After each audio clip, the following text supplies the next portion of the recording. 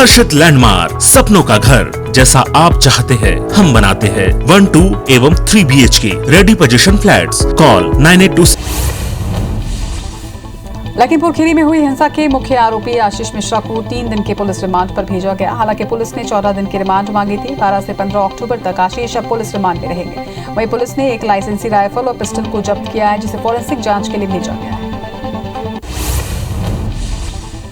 लखीमपुर खीरी की घटना को लेकर कांग्रेस ने देशव्यापी मौन प्रदर्शन किया। लखनऊ में केंद्रीय मंत्री अजय मिश्रा को बर्खास्त करने की मांग को लेकर मौन धरना दिया गया, जिसमें कांग्रेस महासचिव प्रियंका गांधी भी शामिल हुई। इससे पहले कल वाराणसी में किसान न्याय रैली को संबोधित करते हुए प्रियंका ने मोदी और योगी सरकार पर जमकर निशाना साधा था। जम्मू कश्मीर के पूर्व मुख्यमंत्री महबूबा मुफ्ती ने शाहरुख खान के बेटे आर्यन खान की गिरफ्तारी को लेकर केंद्र सरकार पर बड़ा हमला बोला है। मुफ्ती ने आरोप लगाया है कि ये सब इसलिए हो रहा है क्योंकि उसका सरनेम खान है। उन्होंने कहा कि लखीमपुर खीरी में केंद्रीय मंत्री के बेटे पर कार्रवाई करने के बजाय जांच एजेंसी 23 साल के लड़के को परेशान कर रही है।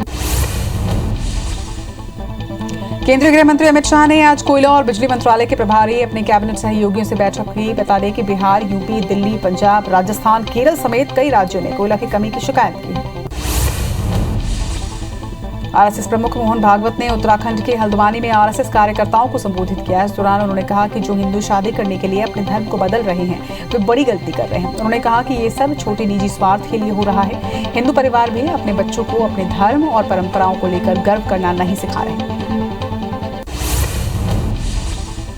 प्रधानमंत्री नरेंद्र मोदी ने आज भारतीय अंतरिक्ष संघ का शुभारंभ किया। इस मौके पर पीएम मोदी ने कहा कि जहां जरूरत नहीं वहां सरकारी नियंत्रण खत्म करेंगे। आज जितनी निर्णायक सरकार भारत में है उतनी पहले कभी नहीं रही। स्पेस सेक्टर और स्पेस टेक को लेकर आज भारत में जो बड़े सुधार हो रहे हैं वो इसी की ओर करेंगे। प्रधानमंत्री नरेंद्र मोदी ने ब्रिटेन के पीएम बोरिस जॉनसन से फोन पर बात की। इस दौरान दोनों नेताओं ने भारत यूके एजेंडा 2030, ग्लासगो में आगामी COP26 के संदर्भ में क्लाइमेट एक्शन और अफगानिस्तान सहित अन्य मुद्दों पर चर्चा की। भारत के विदेश मंत्री एस जयशंकर ने किर्गिस्तान के लिए $200 मिलियन की लाइन ऑफ क्रेडिट की घोषणा की है। इसके अलावा उन्होंने उच्च प्रभाव वाली सामुदायिक विकास परियोजनाओं के समझौते पर हस्ताक्षर किए हैं, जिसमें भारत अनुदान के तहत विकास परियोजनाओं के तेजी से क्रियान्वयन को सक्षम बनाने में मदद करेगा।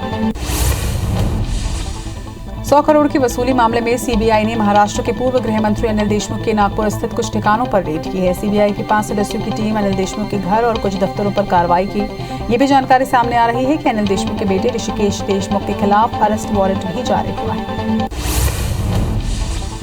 जम्मू कश्मीर के पुंछ के सूरनकोट में आतंकियों से मुठभेड़ के दौरान एक जूनियर कमीशन अधिकारी समेत 5 जवान शहीद हो गए। इसके अलावा इलाके में 3 आतंकियों के छिपे होने की भी खबर मिली। उसके बाद यह एनकाउंटर शुरू हुआ था। जम्मू कश्मीर के बांदीपोरा में सुरक्षा बलों ने एनकाउंटर में एक आतंकी को मार गिराया। मारे गए दहशतगर्द की पहचान इम्तियाज अहमद डार के रूप में हुई। वो आतंकी संगठन लश्कर-ए-तैयबा से जुड़ा हुआ था। कश्मीर के आईजीपी विजय कुमार ने बताया कि डार बांदीपोरा के शाहगुर में हाल ही में हुई नागरिकों की हत्या में शामिल था। वहीं अनंतनाग में भी सुरक्षा कर्मियों और आतंकवादियों के बीच मुठभेड़ हुई है। इसमें सुरक्षा बलों ने एक आतंकी को मार गिराया। इस दौरान एक पुलिसकर्मी घायल हुआ है। वहीं कश्मीर जोन पुलिस ने बताया कि यहां 2 आतंकवादियों के छिपे होने की सूचना मिली थी। भारतीय बाजार में वाहन ईंधन कीमतों में बढ़ोतरी का सिलसिला जारी है। आज भी पेट्रोल के दाम 30 पैसे प्रति लीटर और डीजल का भाव 35 पैसे प्रति लीटर बढ़ा। बता दें कि अक्टूबर महीने में दोनों ईंधन के भाव में हर दिन 30 से 35 पैसे तक की बढ़ोतरी होने के साथ पेट्रोल डीजल के दाम नए रिकॉर्ड स्तर पर पहुंच गया है। कोयले के संकट को लेकर आज मुख्यमंत्री भूपेश बघेल ने एक बैठक ली। इस बैठक में SCCL और रेलवे अधिकारी भी मौजूद रहे। नई बैठक में राज्य में कोयले की आपूर्ति पर चर्चा हुई। बैठक के बाद मुख्यमंत्री भूपेश बघेल ने कहा कि SCCL और रेलवे अधिकारियों ने आश्वासन दिया है कि कोयला ट्रांसपोर्ट में कोई कमी नहीं आएगी। खंडवा लोकसभा उपचुनाव में बीजेपी ने प्रचार अभियान का आगाज कर दिया है। प्रदेश बीजेपी अध्यक्ष वीडी शर्मा ने बुरहानपुर की ताप्ती नदी के तट पर बसे जैनाबाद से प्रचार की शुरुआत की। वीडी शर्मा ने कहा कि 501 कन्याओं का पूजन कर उनका आशीर्वाद लिया। इसके बाद चुनाव के लिए जनसंपर्क अभियान का शुभारंभ हुआ। मध्य प्रदेश उपचुनाव के लिए कांग्रेस ने भी प्रचार अभियान का आगाज कर दिया है। वहीं कांग्रेस नेता अजय सिंह 2 दिन के दौरे पर रेगांव पहुंचे और हाटी में चुनावी सभा को संबोधित किया। इस दौरान उन्होंने एक बीजेपी के टिकट वितरण को लेकर सीएम शिवराज पर निशाना भी साधा। उन्होंने कहा कि स्वर्गीय जुगल किशोर बागली 5 बार के विधायक रहे, लेकिन बीजेपी ने उनके बेटे पुष्पराज को टिकट नहीं दिया। कोरबा की खस्ता हाल सड़कों को लेकर सांसद ज्योत्सना महंत ने कलेक्टर को 1 सप्ताह के भीतर सड़कों की मरम्मत करने के निर्देश दिए हैं। उन्होंने बारिश के बाद सभी सड़कों का निर्माण कार्य तेजी से करने की बात कही। मध्य प्रदेश में उपचुनाव के मद्देनजर कांग्रेस ने सरकार पर आचार संहिता के उल्लंघन का आरोप लगाया, जिसकी शिकायत कांग्रेस ने चुनाव आयोग से की। चुनाव कार्य प्रभारी जीपी धनोपिया ने कहा कि पृथ्वीपुर और बुरहानपुर में गृह विभाग द्वारा स्थानांतरण का आदेश दिया गया है, जो कि आदर्श आचार संहिता का उल्लंघन है। मध्य प्रदेश के ऊर्जा मंत्री प्रद्युम्न सिंह तोमर ने शिवपुरी के चंदनपुर विद्युत सब स्टेशन का आकस्मिक निरीक्षण किया और वहां चल रहे निर्माण कार्यों का जायजा लिया। सब स्टेशन में कार्यरत कर्मचारियों से उनकी सैलरी के बारे में भी जानकारी ली। इस दौरान मंत्री ने कहा कि ट्रिपिंग कम करने के हर संभव उपाय करें। कवर्धा मामले में जेल में बंद लोगों से पूर्व सीएम रमन सिंह ने मुलाकात की। जेल में बंद लोगों से रमन सिंह ने कवर्धा घटनाक्रम पर चर्चा भी की। कवर्धा विवाद को लेकर दुर्ग जेल में से 70 लोग बंद हैं। वहीं जेल में रमन सिंह के साथ बीजेपी कार्यकर्ता भी मौजूद हैं। खंडवा लोकसभा उपचुनाव में कांग्रेस प्रत्याशी राजनारायण सिंह पुरनी के पक्ष में माहौल बनाने के लिए कमलनाथ कल खंडवा में रहेंगे। खंडवा पहुंचकर कमलनाथ सबसे पहले दादाजी धाम जाकर पूजा अर्चना करेंगे, जिसके बाद वो खंडवा के प्रबुद्धजनों से बातचीत कर शहर के उत्कृष्ट विद्यालय में आयोजित सभा को संबोधित करेंगे। कांग्रेस ने आज रायपुर के घड़ी चौक स्थित अंबेडकर मूर्ति के नीचे बैठकर मौन व्रत किया। कांग्रेस विधायक सत्यनारायण शर्मा ने पीएम मोदी से गृह राज्य मंत्री को हटाने की मांग रखी। वहीं कांग्रेस विधायक विकास उपाध्याय ने कहा कि कांग्रेस पार्टी किसानों के लिए न्याय की लड़ाई लड़ती रहेगी। वहीं भोपाल में मिंटो हॉल में गांधी प्रतिमा के सामने कांग्रेस नेताओं ने 1 घंटे तक मौन प्रदर्शन किया, जिसमें कांग्रेस विधायक पीसी शर्मा और कांग्रेस विधायक आरिफ मसूद शामिल हुए। उन्होंने कहा कि अभी भी घटना में बेटे को बचाने का षड्यंत्र करने वाले केंद्रीय गृह राज्य मंत्री अजय कुमार मिश्र का इस्तीफा नहीं हुआ है। वहीं घटना के बाद उनको पद पर रहने का कोई अधिकार नहीं है। गरियाबंद में लखीमपुर की घटना के विरोध में कांग्रेस नेताओं ने मौन व्रत रखकर धरना दिया। इस दौरान राजन विधायक अमितेश शुक्ला ने निशाना साधते हुए कहा कि इतना अन्याय और अत्याचार तो अंग्रेजों के समय भी नहीं हुआ था, जो आज मोदी और योगी सरकार कर रही है।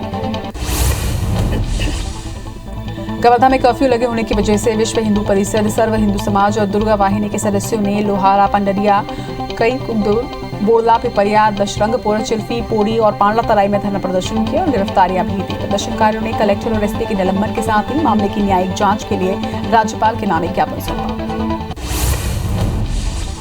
छत्तीसगढ़ में चुनाव ड्यूटी पर लगाई गई आंगनबाड़ी कार्यकर्ताओं ने प्रशासन के खिलाफ मोर्चा खोल दिया है। कार्यकर्ताओं का आरोप है कि विभाग उन्हें ऑनलाइन गरुड़ ऐप पर चुनाव ड्यूटी संपन्न कराने का दबाव बना रहा है, जबकि प्रदेश के अधिकांश आंगनबाड़ी कार्यकर्ताओं के पास महंगे स्मार्टफोन नहीं है, जिसके चलते ये काम नहीं हो पा रहा। वहीं मांगों को लेकर आंगनबाड़ी कार्यकर्ताओं ने तहसीलदार को एक ज्ञापन सौंपा।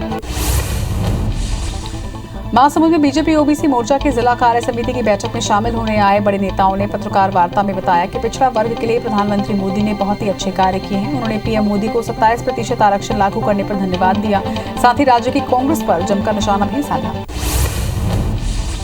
यूपी के लखीमपुर खीरी में हुई हिंसा के विरोध में धमतरी के कांग्रेसियों ने गांधी मैदान में 2 घंटे का मौन प्रदर्शन कर अपना विरोध जताया। इसके साथ ही केंद्रीय गृह राज्य मंत्री से तत्काल इस्तीफा देने की मांग की, ताकि जांच निष्पक्ष हो सके। साथ ही घटना में मारे गए किसानों को श्रद्धांजलि भी दी गई। रीवा में अवैध कॉलोनाइजर्स पर प्रशासनिक टीम ने शिकंजा कसना शुरू कर दिया। नगर निगम की टीम ने बिना लाइसेंस अवैध रूप से कॉलोनी बनाने पर कार्रवाई की है। वहीं भूमाफिया बिना लाइसेंस के प्लॉट काट रहे थे, जिसकी शिकायत मिलने पर टीम ने ये कार्रवाई की।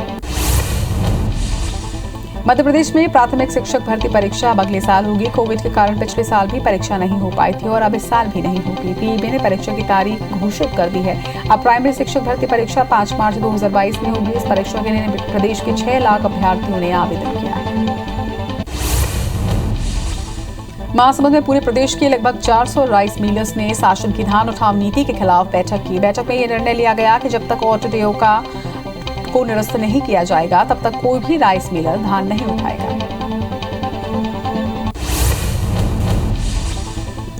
नशे में धुत एक बाप की दरिंदगी सामने आई है। बच्चों के साथ खेल रही बच्चों को थोड़ी देर से घर पहुंचने पर नशे में धुत पिता इतना आक्रोशित हो गए कि 10 साल की बेटी की डंडे से पीट कर हत्या कर दी। दिल दहला देने वाली ये घटना मुरैना के उत्तमपुरा मोहल्ले की बताई जा रही है। सूचना पर पुलिस ने आरोपी को गिरफ्तार कर लिया है।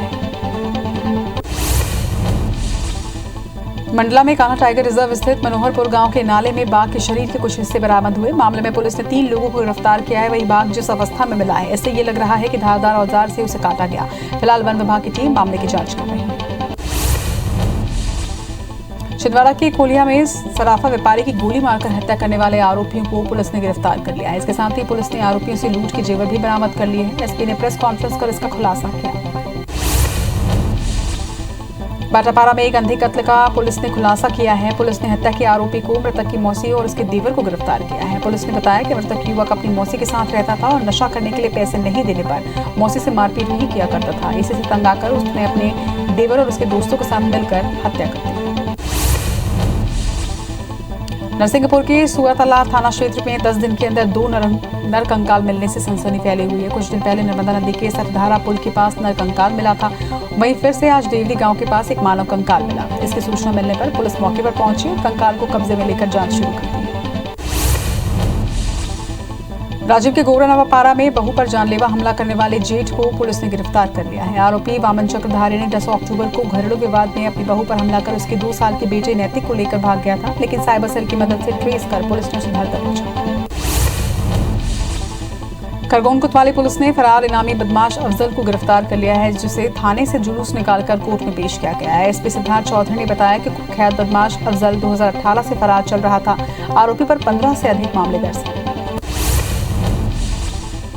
रीवा की समान थाना पुलिस ने स्ट्रीट लाइट चोरी करने वाले गिरोह का पर्दाफाश किया है। पुलिस ने नगर निगम कर्मचारी सहित 3 आरोपियों को इस मामले में गिरफ्तार किया। बताया जा रहा है कि निगम कर्मचारी सड़कों पर लगी स्ट्रीट लाइट्स को चोरी कर होटल और ढाबा संचालकों को महंगे दामों में बेचा करते थे। जबलपुर के गोरखपुर बाजार में स्थित एक कपड़े के शोरूम में चोरी की घटना सामने आई। घटना की जानकारी लगते ही शोरूम संचालक ने पुलिस को सूचना दी। मौके पर पहुंची पुलिस ने घटनास्थल का जायजा लिया। हालांकि चोर सिर्फ शोरूम में रखे कुछ नगद रुपए ही ले जा सके। वहीं पुलिस अधिकारियों ने उचित कार्रवाई के आश्वासन दिए। ग्वालियर में बीते दिनों कोचिंग सेंटर से 3.5 लाख रुपए चुराने वाले 3 आरोपियों को गिरफ्तार कर लिया गया है। इस चोरी का मास्टरमाइंड वहां पढ़ने वाला एक छात्र निकला, जो कि अपने कुछ साथियों के साथ मिलकर वारदात को अंजाम दिया। पुलिस ने आरोपी के घर पर लगे सीसीटीवी कैमरे खंगालकर इस वारदात का पर्दाफाश किया। जगदलपुर की एक युवती को ऑनलाइन शॉपिंग करना भारी पड़ गया। युवती के खाते से 99,999 रुपए गायब हो गए। युवती ने एक ऑनलाइन शॉपिंग ऐप से कपड़ा खरीदा था, लेकिन पसंद ना आने पर उसे वापस कर दिया। वहीं जब खाते में राशि आई तो उसने कस्टमर केयर को फोन किया, जिसके बाद युवती के पास एक नए नंबर से फोन आया और ठग ने OTP लेकर उसके खाते से रुपए गायब कर दिए।